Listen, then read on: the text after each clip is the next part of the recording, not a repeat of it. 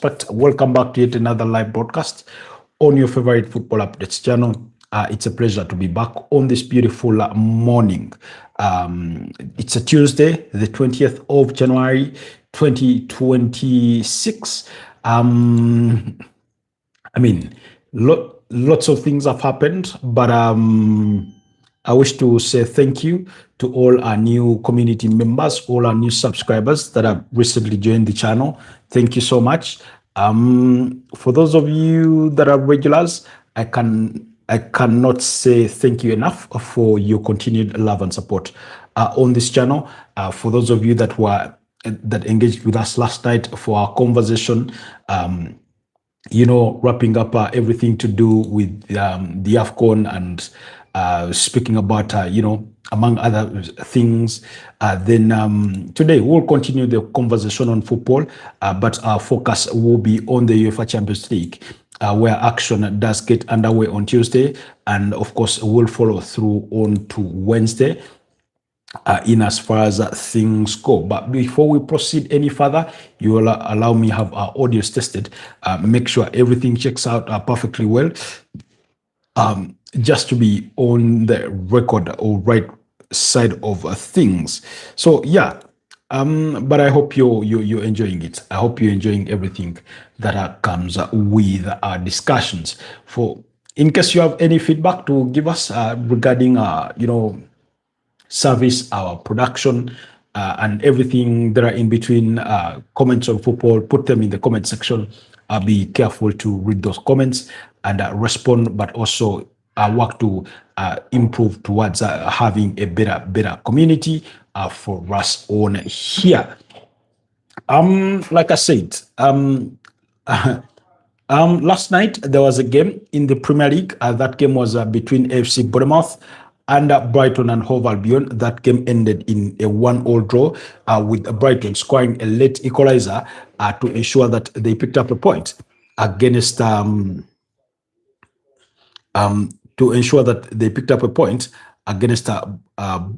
Bournemouth. That was the final game of match day 22 of the Premier League season, and that means we'll have to then wait for the weekend where we'll go into match day 23, which does promise to be a blockbuster weekend, with Arsenal having a date with this very, very promising, or a team you'd have to want to be optimistic about, in Manchester United under interim manager Michael Carrick. But like I said, the gist of our conversation this morning will be on the UEFA Champions League, and we'll be, shedding more light or going in depth on that game between Arsenal and Inter Milan. Why do we have to go Arsenal, Inter Milan, particularly because Arsenal are leading the Champions League table. Inter Milan, they are in between among the top 6 teams. They are in fact 6th on that UEFA Champions League log. But of course, we'll get to look at the other fixtures depending on what time may permit us. So without wasting any further ado, these are the fixtures that are to come your way for match day 7 of the UEFA Champions League, between Tuesday, which is today, until Wednesday to wrap up match day 7.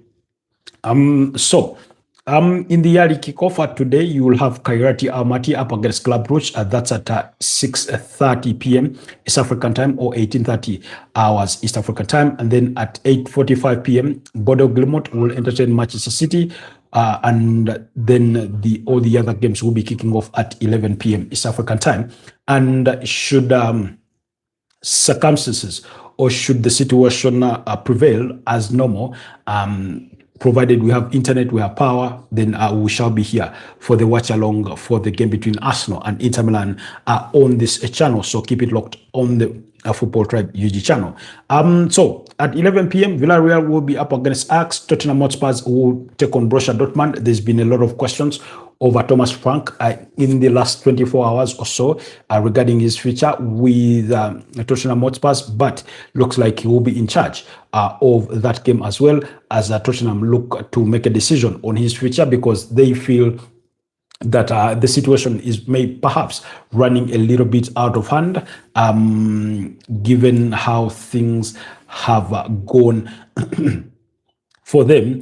When you look at the Premier League table, they are down further 14th on that Premier League table with a mere 27 points after 22 games played, with 9 losses to their name already. I do not think they will be on course to perform as worse as they did last season, where they had 22 Premier League losses. I don't think it will come to that, but looks like they could be inclined to make a decision on their manager sooner rather than later. But for now, there's been a bit of patience with them. The advantage, I think, perhaps, is that they do have a former Arsenal CEO in Vinay Vektishim, who is quite familiar with exercising a little bit of patience, even when results are not going the manager's way, because that's what Arsenal had to do with Mikel Arteta, to literally stick it with him, particularly in his first full campaign. That was for the 2020-2021 Premier League season, in which they eventually finished 8th. They had a run of about 10 games with only 1 victory, and that victory was against Man United. They had, I think, about 2 or 3 draws in between, and all the others were losses. So perhaps they could exercise that. So then Olympiacos will be up against Bayer Leverkusen, while Sporting CP will take on PSG or Paris Saint-Germain, and then Real Madrid will be up against AC Monaco. Copenhagen will be up against Napoli to wrap things up, while Arsenal will be away to Inter Milan. And then on Wednesday, Galatasaray at 8:45 p.m. Will be up against Atletico de Madrid, while Karabakh at the same kickoff time will be up against Eintracht Frankfurt. And at 11 p.m., Olympique Marseille, the giants of French football, will be up against Liverpool, while Newcastle will be at home against PSV Eindhoven. Barcelona will play away to Slavia Praha, as Benfica will be away in Turin to play against Juventus, while Chelsea will be at home against Pafos.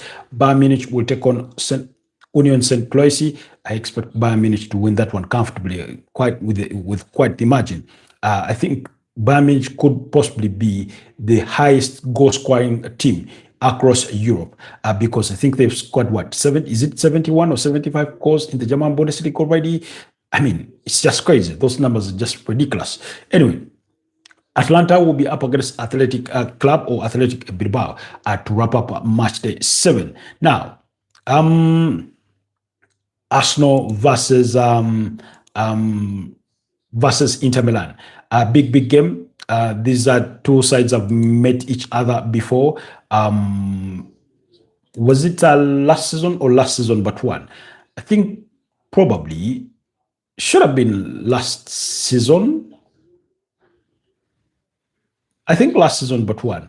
When Inter Milan beat up it was last season when Inter Milan beat up against Arsenal by 0-0.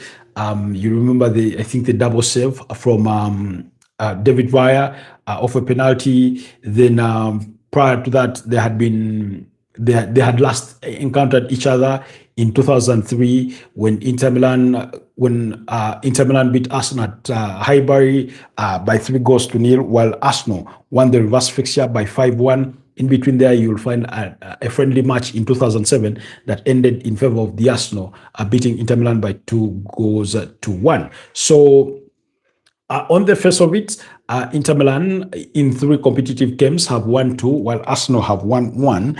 So that's in as far as their standings go. This is a game in which we do expect a host of changes for the Arsenal. Why? Because Mikel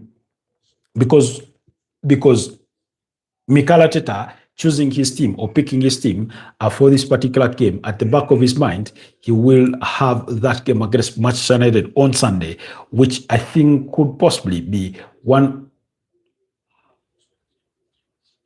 Because possibly he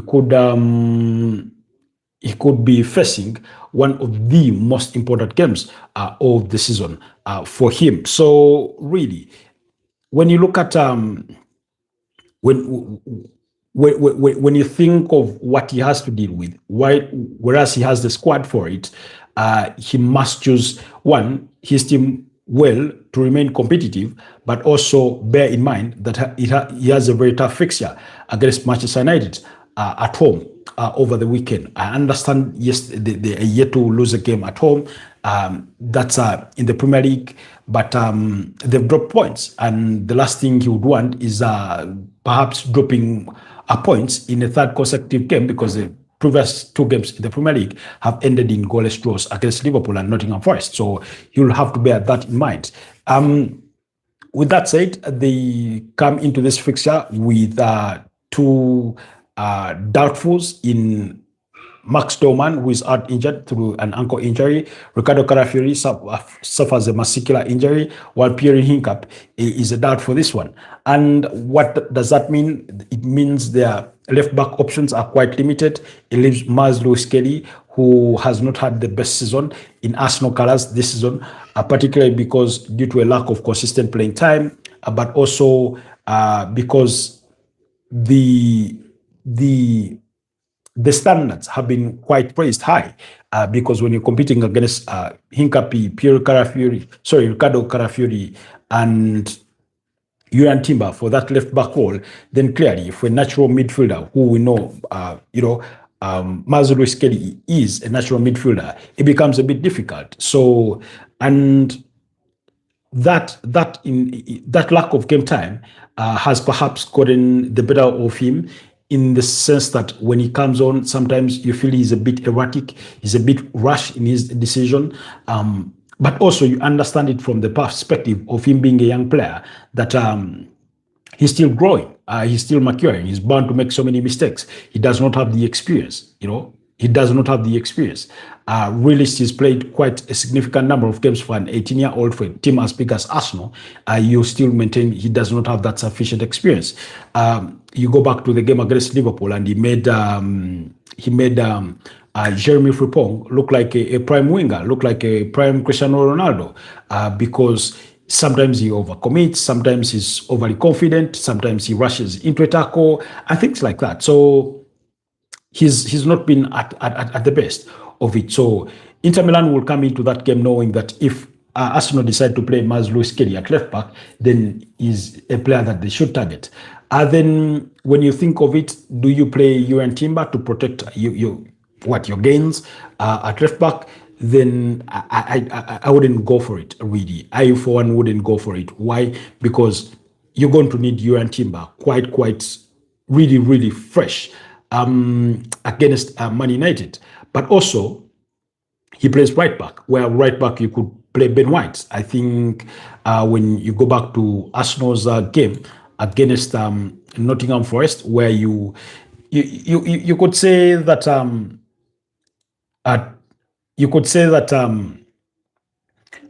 sorry, just a second. You could say that Ben White had a good game. He had a brilliant game. So now, my challenge or my question marks over him are not about his performances or his capabilities, but tossing him back into the deep end quite consistently with many minutes, which sort of significantly raises his game load, could put him at risk. And what is that risk? That's the risk of having him injured again.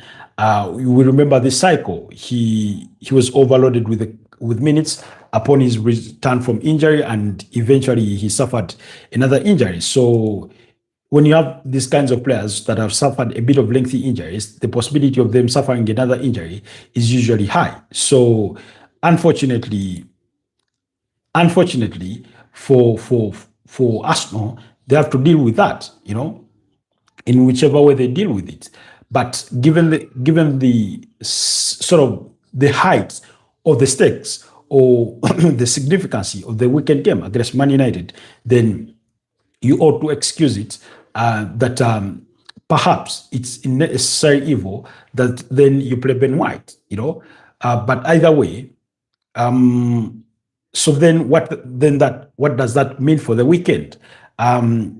There's no guarantee that by the time you get to the weekend, you'll have Hincapi back or you'll have a Carafiori back. Even if you had them back, they're not going to be 100% fit. And then you'll be up against a tough Man United side who will have rested all week and, have the time to, work on their tactical, to work on their tactics, to sort of be well rested, and they will look fresher. They will look fresher. That's a a fact. So Mikel Arteta will have to bear all that in mind. Now, some have criticized him for his rotation in reference to the Nottingham Forest game where he started Madueke and Gabriel Martinelli. Others would have hoped that he start Bukayo Saka and perhaps Leandro Trossard. Now, it's two way. That's one way to look at it, but the school of argument or school of thought that I would agree with is the game on the weekend against Nottingham Forest was of more significance, in my opinion, than the game against Inter Milan. Because win or lose against Inter Milan, your position at the summit of the Champions League table may not be significantly threatened. And even if it were to be threatened, but let's say Bayern Munich pull you down, you're not going to slip down to fourth or even below eighth, So at the end of the day, I understand what the objective is in wanting to finish at the summit of that UEFA Champions League table because of the advantage that it hands you out when you get to the knockout process. But the game against Nottingham Forest for me was of more significance. In other words, you needed to win that game more than you need to win this one. So, but again, we saw him make some of those substitutions quite early on or quickly enough to try and make adjustments in that game, even though they still not managed to win. So we'll have to wait and see. So in the context of the game tonight, my expectations are for the Arsenal is to see David Raya in goal. I expect Maz Lewis Kelly at left back. I expect Gabriel Magalhaes, William Saliba in that centre back pairing. Even though I would have loved it to be some different figures. The advantage for the Arsenal is that they have Christian Mosquera back in the squad after, I think, 6 weeks of injury or so. And then I would play Ben White at right back. The reason, and then I'd look to maybe bring on Christian Mosquera at some point to get him a couple of minutes, to have a run in the game to sort of get him ready, perhaps for the weekend if he needs to be called upon. And I'm going for Ben White at right back because I want Timber well rested if I'm Mikel Arteta thinking or imagining what's to come for me at the end of the week. Then in midfield, I don't know. That midfield combination of Declan Rice, Martin Odegaard, and Martin Zubimendi, I feel needs to be rotated a little bit. Why? Not because they've fallen off the wagon, but because you want to rest some bodies. And the question is, who do you rest?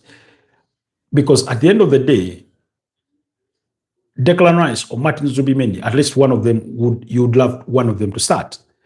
So I, for one, I think rest Declan Rice because you'll need him really, really running his socks off over the weekend. So go with Zubimendi, Merino, and Odegaard. And then at least that's my school of thought. And then, of course, Odegaard himself should be swapped out at a particular point in the game, maybe after 1 hour, and you throw in an Ethan Wanyeri and a Beleche Eze, depending on how you see things fit. Then up front, Gabriel Martinelli has been so reliant in the UEFA Champions League. I would start him and put Leandro Trossard to the bench. I would play Victor Gyökeres. I would play Noni Madueke. Now, when you set up such a team, you know you're going to suffer. Why? Because we know that Mikel Merino, what he offers you in that midfield is not the equivalent of what you get from Declan Rice. We know for a fact that when you have Noni Madueke, the assistance you get for your right back in terms of defending is going to drop down. But yeah, those are sacrifices that you ought to make in that game. And then for the substitutions, I do not want to be so predetermined of what should be expected. But I would say that it's the kind of game where you would want to see a player like Kai Havertz get a couple of minutes. I know he had a couple of minutes. Was it when? But couple of weeks ago, and then I don't know, he suffered a setback. I don't know whether it was about load management that he did not feature, but then when you swap out, you could go, maybe if you're withdrawing Martinelli, go Gabriel Jesus to the wings. That's if you're bringing in Kai Havertz to play in that Gyökeres role. Then you can give Declan Rice maybe the last 20 minutes, just to have a bit of a run in, to stay in momentum, if you want to call it that. So yeah, for me, if I'm Mikel Arteta, that's the kind of lineup that I would be setting up against Inter Milan, and it should be a strong lineup. It should be a lineup strong enough to to win you the game, two, to at least not lose the game as well. Should it come to that? So because just as much as there's a lot at stake for the Arsenal in terms of finishing top of the UEFA Champions League table, for Inter Milan, getting 15 points on match day 7 is a guarantee, possibly, of finishing within the top 8. So they'll need that result, They'll need that result. Matovo Crespas says, talk about Manchester United. I'll talk about Man United in a bit, Crespas, but thank you so much for joining us this beautiful morning.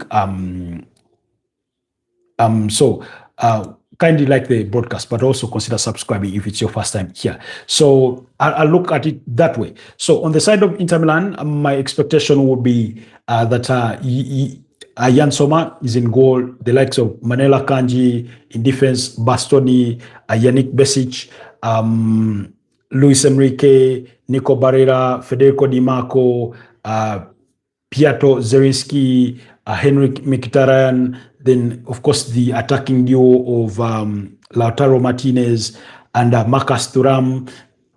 We know that Inter Milan are equally good in set pieces. Christian Chivo, their manager, was talking about that. So they're really good. He said they cannot go for the one-on-one marking. They'll have to go zonal to try and get the advantage over the Arsenal and things like that. John Main says, I wrote a comment in I think, is that what, Chinese or Japanese? It looks more Japanese, I think, but I hope you're okay. So yeah, really, that should be the expectation in terms of the starting 11s. So those are my probable lineups. Of course, Inter Milan themselves have a couple of injuries to the likes of Denzel Dumfries, Hakani Chanalolu, huge miss for me, and Denzel Dumfries, Thomas Palacios, then Ganero, then Josep Martinez are some of the players that could miss out on that, a fixture in the UEFA Champions League. So the question is, what is your prediction? I think Italy has always been a hard place for the Arsenal to go to. It's not that they don't win there; they go and win. We remember their famous 2-0 victory at the San Siro, and things like that. But I think with the manager fielding his team, with that big game in mind over against Man United over the weekend, it will be in the heads of those players to a certain extent, as it will be in the heads of the managers as well, or the coaches. So Arsenal may not risk it as much.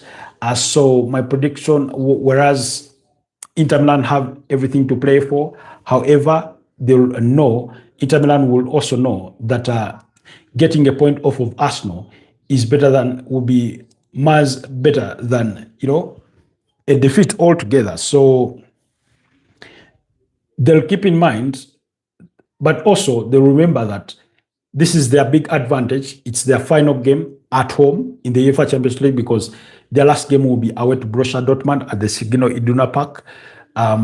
So if you had to ask them which of the two is a more winnable fixture, it's hard to really say. Why Dortmund away from home is always difficult. Inside that Signal Iduna Park with all their fans shouting and chanting how they get at the back of their team, always a difficult fixture. But in comparison, you'd say that Dortmund game is easier to win in comparison to winning up against Arsenal. So, and yet they'll know that also they do have the home advantage in this Arsenal game. So settling for a draw wouldn't hurt them. And that's why I'm going to go for, I do not know.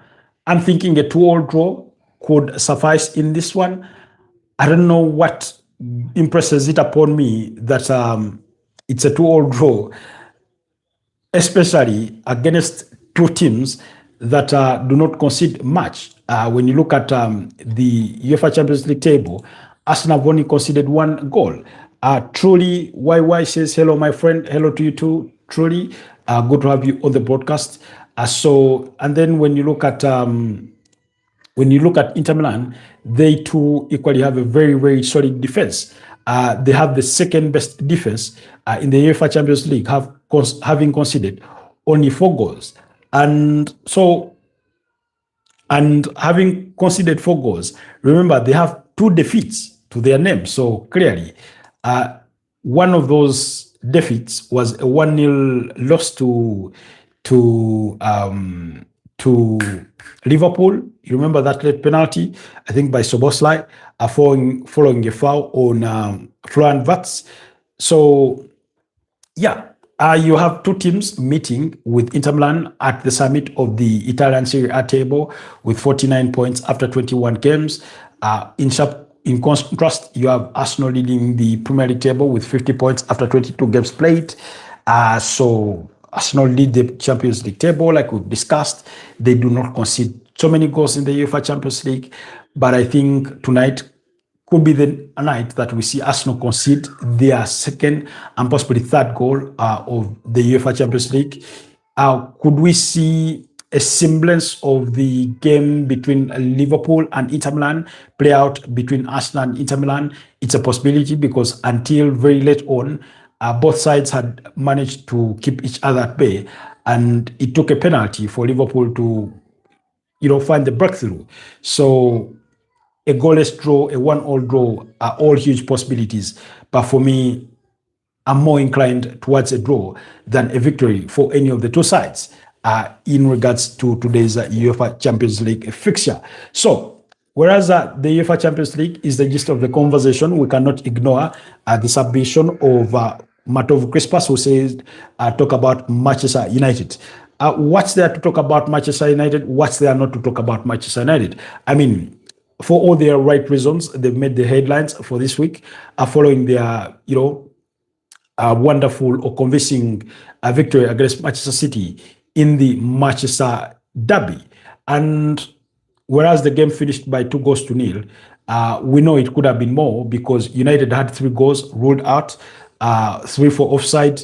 We know that they hit the upright through Amadou Diallo. We know that Gianluigi Donnarumma made some significant saves, one off of Casemiro. So it was a very, very beautiful game. A lot of people, I'm not one to jump to early excitement or conclusion, but the thing that I noticed about Manchester United was a return to basics, really, in what felt like, that 4-4-2 kind of system, where you had Patrick Dogu as one of the wingers, that's to the left. You had Amadou Diallo to the right. You had Brian Mbeumo leading literally the lines. You had Bruno Fernandes being played as a 10, which is his natural position, as opposed to playing him as an 8. You had Casemiro in the deep lying role, playing alongside Kobe Mainu. Then they did their counter press well. The wingers were narrowing the midfield during the counter press to offer Man United a competitive advantage. That meant that once you had Bruno Fernandes and Brandon Bomo go up to sort of lead the press, what you had was with Kobe Mainu was tasked with the role to track Rodri, which I thought he did really, really well because Rodri was kept quiet in that game. Then you had every time he moved out to track Rodri, because the way Manchester City build up their game, with the centre backs and the or full backs, and then usually seeking to play in Rodri to sort of carry the ball forward. So you had Patrick Dogu and Amadou Diallo sort of shift from the wings and narrow into the midfield to quickly offer Casemiro a bit of support as opposed to having him isolated. So, and then we saw Man United leverage on counterattacks. They leveraged on the wing play. So it was, for me, the impression was going back to the basics from a manager, from a former club player who knows what Man United are all about, who knows the traditions of the club, who knows the cultural play of the club. I've always said this. In all the managerial changes of managers that Man United have had, the one thing that they've never abandoned is to play with their wingers. It's Ruben Amorim, who in his system of the double tens sort of departed from that. But even when you go back to Luis van Gaal, when he still had Antonio Valencia, when you remember the resurgence of Marcus Rashford, there's still wing play to that. So he basically went back to that, and then it was the back four, like I said, is typical 4-4-2. So it was a return to the basics, and they did so many things right, and it was encouraging if you're a Manchester United fan to say, one, the right players were played in the right positions, and that's what you would love to see. I've always said that I do not think it's a lack of talent that costs Manchester United, as opposed to their application of their own skills and the deployment of players sometimes in the wrong positions. I've never bought into the idea of playing Bruno Fernandes as an 8. Why? Because I think he offers you much more in the number 10 role than he does you in the 8. We saw how he dictated play. And not because Manchester United dominated possession, because that still was left to Manchester City, but in all the key moments that Man United were involved, Bruno Fernandes had a foot in that. He played in the brilliant long passes. Sometimes they just did not get, capitalize on them. Sometimes the players were offside, but you could see that even the first goal that they scored, the genuine goal through Brandon Bomo, it's a Man City free kick. Man United win the ball back. They go on a quick counter. It's Bruno Fernandes that is trusted to, play that right pass. When Matas Cunha provides the assist, I think, for the second goal, Bruno Fernandes has a hand in that. I think in the pre-assist or earlier than that. When you go to the other chances that they had in that game, he was very significant, and that's where you want to see him playing. And I think when they meet Arsenal over the weekend, they are going to be super hyped for that game. Why? Because they have scores to settle. Arsenal having inflicted on them a 1-0 defeat at Old Trafford in the opening weekend of the season. 2, they've not scored against Arsenal at the Emirates Stadium, I think, in the last couple of games. When you look at things, so, and then also it's a historical rivalry between these two sides. So there's a lot to play for, and really that is the case, that there's a lot to play for in that game. You and I will agree that Arsenal have more to lose in that game than to gain, So United have gone, I think, about 2 consecutive games without scoring. Is it 2 consecutive games? Okay. Last season at the Emirates Stadium, Arsenal beat Man United by 2-0. You remember those set-piece goals? I think William Saliba scored one of those goals, and possibly, was it Gabriel Magalhaes that scored the other? We know for a fact, no, it was Julian Timber and William Saliba, yes, that scored set-piece goals. Then we know that the reverse fixture ended in a 1-1 draw with the brilliant free kick from Bruno Fernandes, and then Declan Rice restored parity, while earlier on it was Ricardo Carafiori's goal that turned out to be the difference.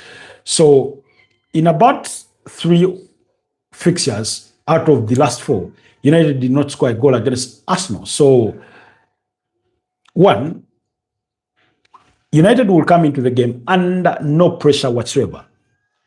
Why do I say under no pressure whatsoever? They're not under any threat of relegation.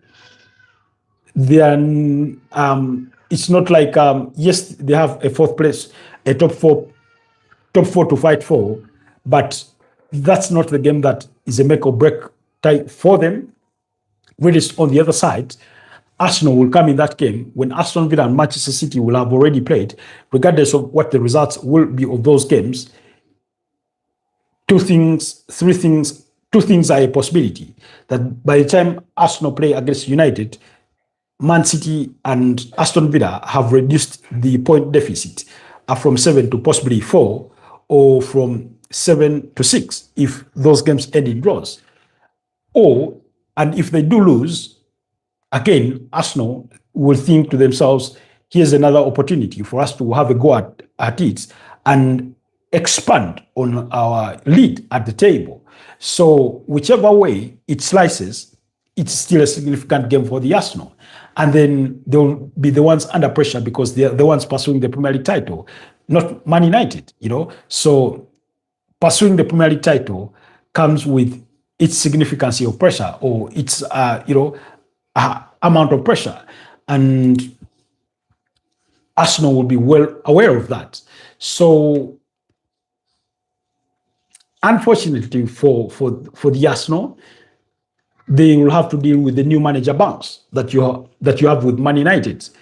And usually a new manager bounce goes, I usually want to speak about it when it goes on for 3 or 4 games. That's when I am really, really convinced that there's a new manager bounce. But the reason as to why I feel that there is already a new manager bounce is that after 3 days, Michael Carrick was able to set up Manchester United team to play Man City off the park. Not by dominance in possession, but by the things they did. That game could have easily ended 6 or 7 in favor of Man United. And yet, Man City hardly had a sniff on that Manchester United goal. I think they had only 1 shot on target. And with all their dominance in possession, you hardly remember what they did with the ball. So it sort of scares me a little bit, given that they're having the entire week to themselves to prepare for just that one game. And the significance for Man United is that pick a point or all 3 points against Arsenal, and then that's a major, major confidence booster in pursuing top 4, because they're only 1 point off of the top, the 4th place behind Liverpool. I think Liverpool have 36 points and United have about 35. So whereas there's a lot at stake for United, there's more at stake for the Arsenal. And I do not expect Man United to be active in the January transfer window. No, I think Michael Carrick said they have a squad good enough to compete. Kobe Mainu, who had been anticipated will leave the club at least on loan, is bound to stay, and you will constantly see him in that starting 11 alongside Casemiro or Manuel Ugarte, depending on how Michael Carrick sees fit. Having been a midfielder himself at Tottenham, at Manchester United, where he won so many titles, he knows the significance of a solid midfield. He knows the significance of wingers at Manchester United, and he knows the significance of having a solid defense. That's why you saw Harry Maguire tucked in there. And then, of course, alongside Lisandro Martinez with Amadou Diallo in there, who was the other? Luke Shaw, So Diego Dalot right back, Luke Shaw left back, Harry Maguire, Lisandro Martinez, back to basics, nothing complicated. 4-4-2, let's play it our way. We know how the system works. It's simple. He did not complicate anything, and they got a beautiful result. So I know that tactically, in a one-off game, Arteta can prepare for any side, but that is going to be quite the challenge for him. I think that's all I have to say about Man United, and I hope I've responded well to Matovu Crispas. Moving back or shifting back our focus to the UEFA Champions League, like I said, there's a lot to play for going into match day 7. Tottenham Hotspurs, like I said in the preamble of this broadcast during the reading of fixtures, is that it's a difficult game. Unfortunately for them, this season, Tottenham have struggled to win games at home. If you ask me why they've struggled, I do not know. But they do so many things defensively wrong that you can't help it but wonder when they will win a game of football at home. They come up against a Borussia Dortmund side who we know, at least very well, that under the charges of Niko Kovac, a former Bayern Munich manager, that can be well organized, that who have a lot at stake for them. This is a game between 10th and 11th place teams. Both have 11 points. But Dortmund will know that your final game being against Inter Milan, that's for match day 8, your biggest opportunity to win a game of football is against what we all believe to be a weak Tottenham side. Not weak by the standards of their squad, but by the lack of experience in that squad, by the inexperience of the manager. He's a rookie in as far as European football is concerned. So they'll have all that at the back of the mind. Pedri says, how are you, my brother? Good to see you. Welcome back to the podcast. Hope everything's been good with you. Thanks, Mr. Tribe. How are you? How is everything? Everything is all right on my end. I hope you're doing well. And good morning to you too. How is Spain? How are you feeling? Are you looking forward to that game? I know Barcelona play tomorrow against Slavia Praha. What are your feelings? Are you worried? I know we've spoken about Barcelona previously in regards to their position on the UEFA Champions League table and the possibility that chances are high that they could finish within those playoff places and what that means for them. Whereas it means more revenue in an extra fixture plate, it also means more fixtures to play and perhaps standing the risk of getting knocked out of the competition quite early on. So give me your impressions about that. So for Tottenham and Borussia Dortmund, that's what is at stake for both teams. Win that game and you brighten your chances of possibly moving into the top 8 because at 11 points, if you win, that takes you to 14 points. And the way things stand, you straight away break through into the top 8 as you wait for the other results from the other teams, hoping that they falter. But you have to take care of your business first before you hope for a Hail Mary. I do not think they will change much what their starting 11 is. or what their team is. Guillermo Vicario, Pedro Porro, Jordi Spes. I don't know. We've not seen enough of Destin Udogi this season. Christian Romero, Kevin Danso, in the absence of Mickey Van de Ven, should he be out, injured? Then I don't know. It's not the game you play Uvis Bisoma. I'd rather you play Paulinha, Lucas Bagville, Wilson Odebat, Xavi Simons, Dominic Solanke is back, Rando Kolomwani. The question is, Xavi Simons as Tottenham's playmaker has not worked out. And they've really missed James Maddison, because he is always the playmaker or the architect in that number 10 role to create lots of chances for them. Pedro says, yes, we play tomorrow. I am annoyed after the Sociedad game. We hit the crossbar 5 times. I think the Slavia game is a must win. We need to start with the main team. Rafinha might be a doubt. You say on paper it's an easy game, but we must take it seriously still. We must not be complacent, and we should play like we usually do against big teams.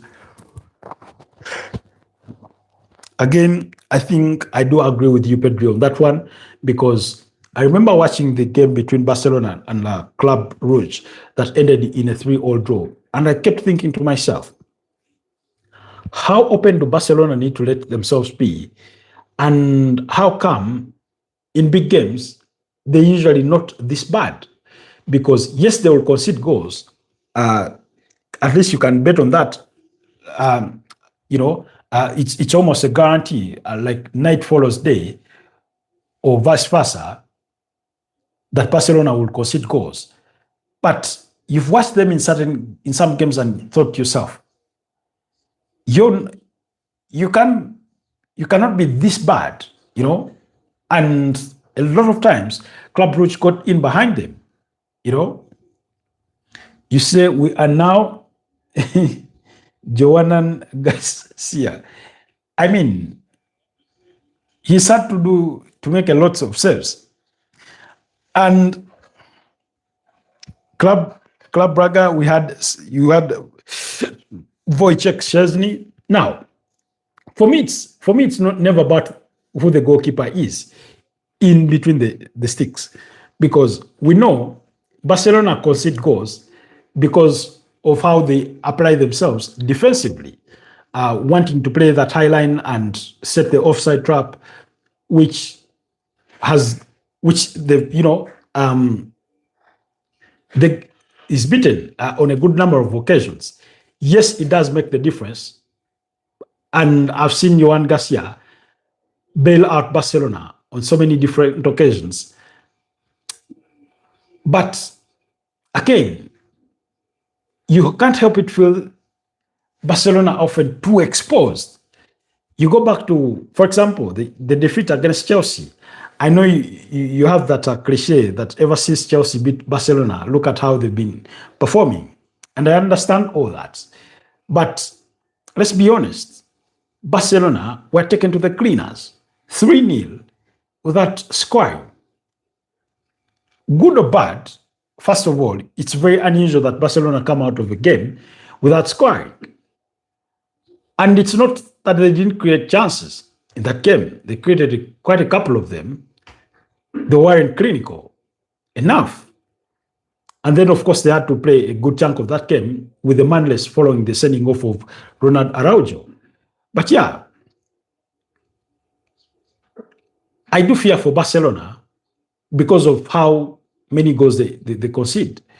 So, really, on paper, it does look like a simple game, like you put it, against Slavia Praha. If I'm Slavia Praha, I'm going to watch the game against Club Brugge. I'm going to watch the game against Chelsea. I'm going to watch the game against Real Sociedad. How were those teams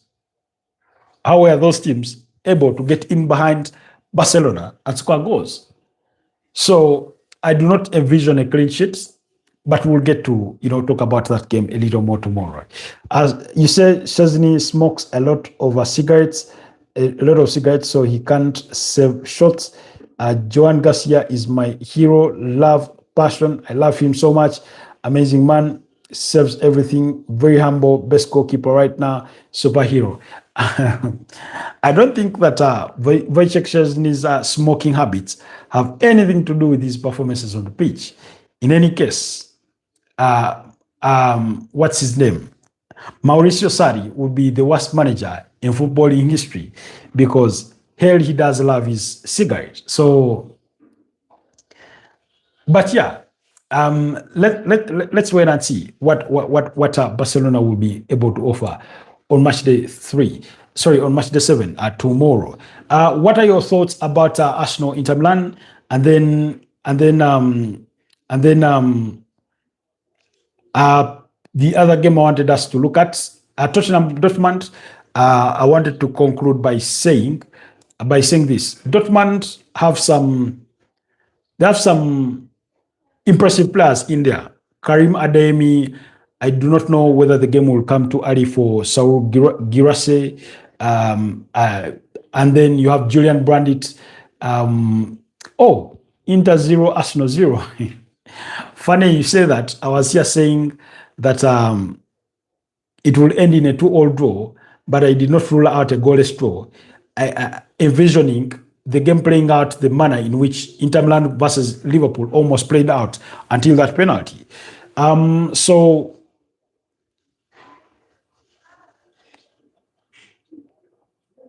if you're Tottenham Hotspurs, you should fancy yourself against Borussia Dortmund. As good as they can be, they've not been brilliant this season. I don't know. I don't want to compare their performances in the German Bundesliga because Bayern Munich have been miles apart anybody else in the Bundesliga that it makes all the others look so bad. I mean, we still have a long way to go in the season, and Bayern Munich had, last I checked, they were 11 points clear at the summit of the standings. So I don't want us to read too much into that. But if you're Tottenham Hotspurs, you look at this game and you think to yourself, it's a winnable fixture. Unfortunately for Tottenham Hotspurs, they do not win games at home. They just do not win games at home. Even you get beat by West Ham, oh, Jesus Christ, at home. Now, it's not because it is impossible. Hell, even the mighty Arsenal lost to West Ham last season, and it was at home by 1-0 by Gerard Boyd. But you struggle to find the things that Tottenham do right, and you can't find them. So I'll go to one in favor of Borussia Dortmund. Pedri says Arsenal versus Inter last season, a league stage at San Siro ended in a goalless draw. Also last year, same round. Last year there was a 1-0 victory for Inter Milan. There was a 1-0 victory for Inter Milan. I hope you're talking about that game in which David Raya made a penalty save, and Then the other game I want us to look at is Sporting CP against PSG. Now, PSG have equally been brilliant this season. Sporting CP, I don't know. They've not been convincing, but they've not been too bad either. So I stand to be corrected. So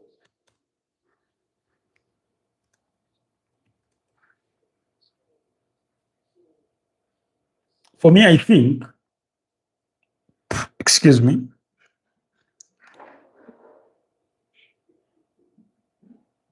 there's a game PSG played out. Was it goalless? There's a draw that they made, and it made them look so what? I don't want to say bad, but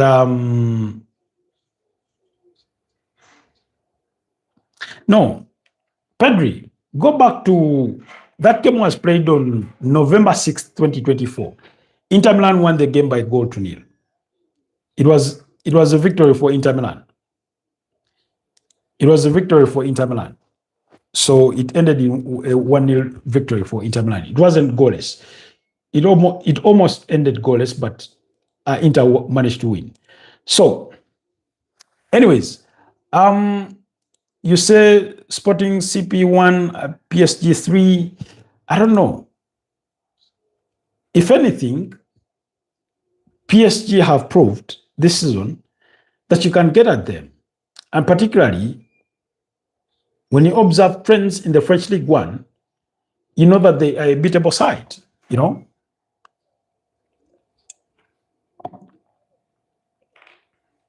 So if you're Sporting CP looking to win the game or looking to accumulate more points, I'm not sure, unfortunately, PSG is the game to do it. Pedri says, oh yeah, it was Hakani Chanalolu. So, sorry, my bad. It's all right. We all stand to be corrected. Sometimes we get lost with the so many facts that come with, following the game. It's all right. It's all good. Did you see Dembele goal at the weekend? No. I did not see it. The weekend was a bit tense.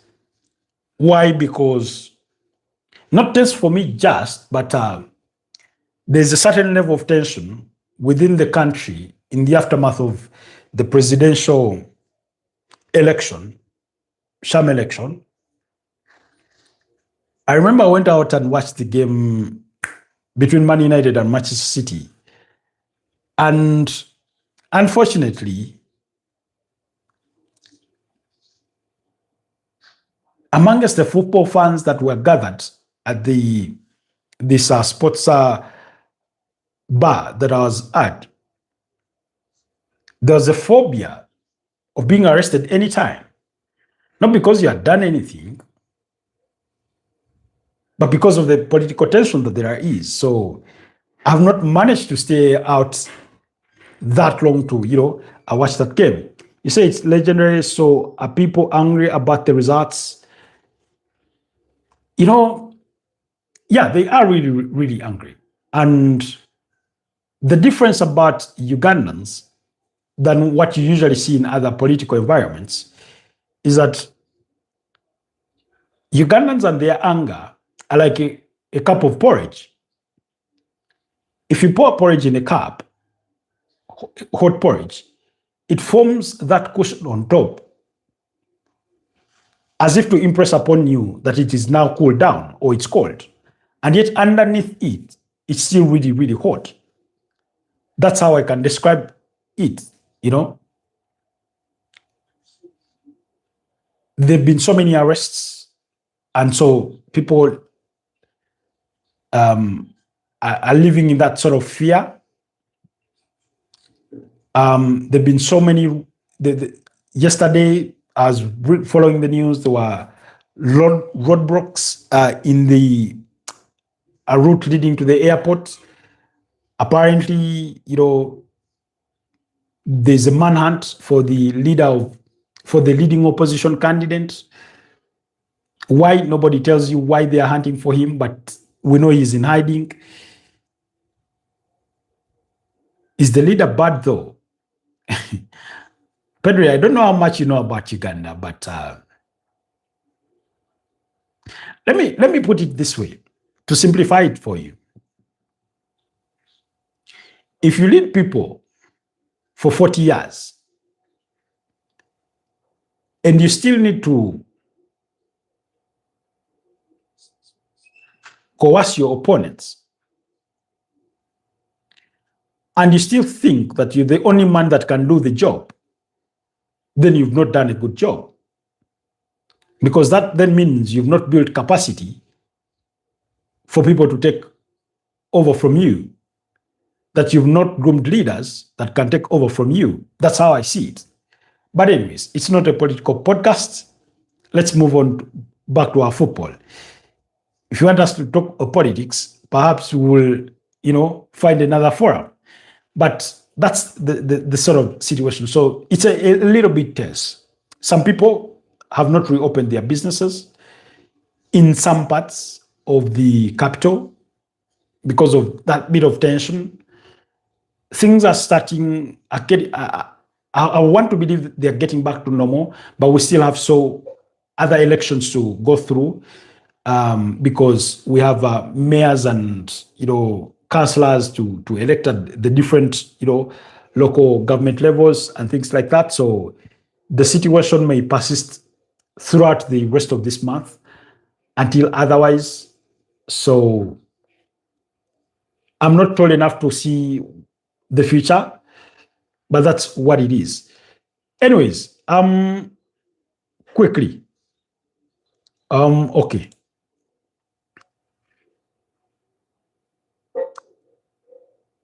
All right. What other game? Oh, Manchester City, Bodo Glimt. Now, Bodo Glimt is not a bad team. And unfortunately for Yoweri Museveni, yes, that's our president, been in power since 1986. So, and we're not in a monarchy. So do not think, we are in the mode of long live the king. No. So, anyways, Manchester City up against Bodo Glimt. Man City not in the best of form. Defeat against United, 3 consecutive draws. In between there, it's not looked pretty for them. I do not want to raise question marks over Pep Guardiola. He's arguably the best manager I've seen in modern football. And I know he can get things right on any given day. And I think for him, that start is going to come against Bodo Glimt. I think they will win that game by about 3-1, then go into the weekend for their game against Wolverhampton Wanderers, which I expect them to win as well. Because if you want to be a serious title challenger, then you must beat up against Wolverhampton Wanderers and shorten that 7-point lead that Arsenal have at the summit of the Premier League table. So yeah, I was reading an update and it's a point that what's his name? Phil Foden suffered a broken. Is it a broken bone? Yeah, I think he suffered a broken bone. It's very unfortunate. He suffered a broken bone in his hand.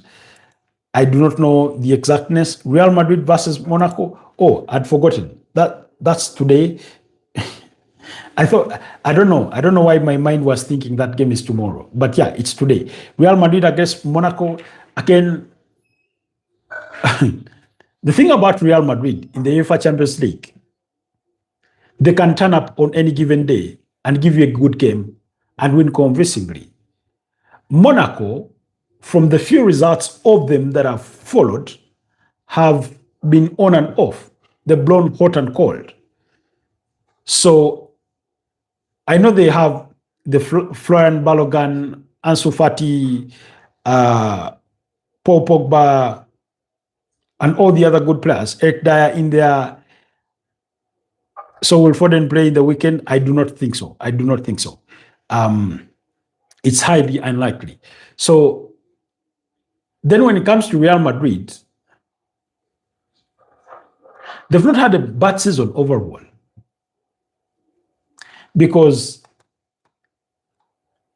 the problem is that, you see, when you have the pedigree of Real Madrid, it becomes difficult. Because in the UEFA Champions League, they've only lost 2 games out of 6. Of course, they wouldn't want to lose any, but losing is part of the sport. Sometimes the opponent is just better than you, or it's just not your day. And they come up against a Monaco side who have been poor in the UEFA Champions League. 2 wins, 3 draws, and 1 loss. Kylian Mbappe has been smoking hot in the Champions League. One game, I think it was against Galatasaray, in which, no, it was against Olympiacos, in which he scored 4 goals. Alvaro Abiola still has to prove himself as interim manager for Real Madrid. Started his account off with a 2-0 victory against Levante. He has to continue with the win in the UEFA Champions League. I look forward to seeing how they apply themselves. It's still a little bit unfortunate for us that internet is still being entangled with. Sometimes you can hardly load things, especially when it comes to us who rely on online media for our news. When it comes to social media platforms are blocked. So you need to access them via virtual private network, which that, messes with the speeds at which you may, receive your information. I was going through my Twitter feed, I think earlier this morning, and I was only getting posts from 14 hours ago. And I'm thinking to myself, do you mean to say that we've not had any news in the last couple of 3 hours? But that's just because everything takes ages to load. And so it's part of, our political snafu that is ongoing in the country. And then sometimes it just won't load. So anyways, Real Madrid, I don't know what to make of them, but I think they will win the game by 2-1. Pedri, I mean, you can't wish us that part, that we are going to lose to Monaco by 3-1. Nah. Chouameni will be up for the fights. Kylian Mbappe will bail us out. Vinicius Jr., I know, because for Alvaro Abiola, it's going to be about managing the egos of those big players. And then, we'll win. In fact, Monaco have never beaten Real Madrid in the UEFA Champions League. I know they've only met twice, and that was back in 2004. So it's been a long time. But Thibaut Courtois will save us. Jude Bellingham, Camavinga, Vini, Gonzalo Garcia will win. They lost to a 17th place in La Liga. Abiola is a bad coach. I know you'll say he's a bad coach until he's given the job to manage the Spanish national team. When, what's his name? The bald guy who is managing Spain, when he eventually leaves. So yeah, he's not a bad coach. He's not a bad coach. He's a good coach. All he needs to do is pick up the phone call and speak to Zidane and ask him, how do you manage egos in the dressing room and, these big players?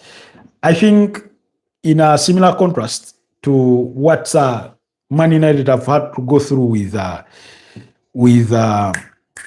Ruben Amorim, according to reports, Michael Carrick has told his players, or Man United players, training will be shorter, but it will be more intense. And then I want to assume that it's not different from what is going to happen at Real Madrid. There's that famous coach at Real Madrid who makes players run like crazy. He was the first man he brought back in, Alvaro Abiola. I've forgotten his name. He has a bald head, I think. He's been there. He had been at Real Madrid for so long. I'm forgetting his name. So they too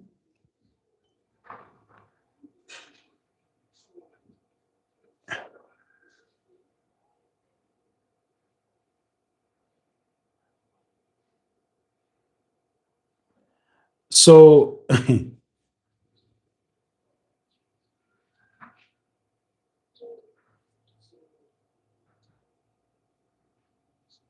anyways, so my expectation is that you're saying breaking news, Liverpool have signed Mickey van de Ven from Spurs, just confirmed. No, no, no, no, no, no. I ain't buying that. I ain't buying that. Anyways, so expect to see a different Real Madrid going forward for the remainder of the season. Anyways, guys, let me run for my meeting. It comes up quite quickly at around 11, so I need to get going. Thank you so much, Pedri. Thank you so much, Matovu. Thank you so much, John. Truly, and every single one of you that managed to tune in. It's been a pleasure doing this with you. Have yourselves a blessed day, and let's catch up tonight in the watch along for the Inter Milan versus Arsenal game, and as well as getting the updates from all the other UEFA Champions League action, provided internet permits us to to continue, because you can never know with Uganda. They can just choose to switch it back off again. So bye bye for now.